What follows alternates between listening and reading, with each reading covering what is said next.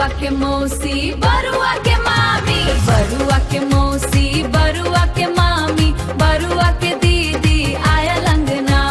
लेने आशीष से भरले खुशी सो सजी उठला जो घर अंगना। भोर ही सबाजय शंख घंटा, पंडित जी पढ़ती वेदक मंत्रा।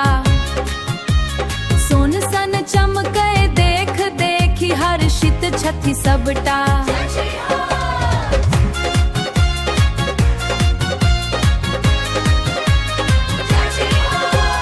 बरुआ के मौसी नेग ले आयल, आशीषक थारी संग सजायल। दीर्घायु हो विद्वान बनू, कहि के मथ पर हाथ फिरायल। बरुआ के मामी हसैत गाबैत, मिठका लड्डू हाथे खुआबैत।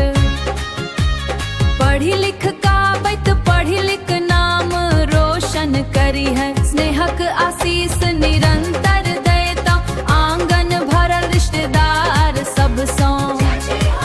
खुशियाली बरसे चारू दिस सो, बाजे ढोलक झांझर मंजीरा, गीत उठे मिथिलाक सुर सो। बरुआ के दीदी आँखि निहारे, भाइक जनेऊ देखी मुस्काए।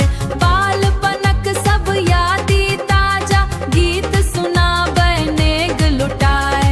भैया हमर आप ब्रह्मचारी, जीवन हो उज्जवल भारी।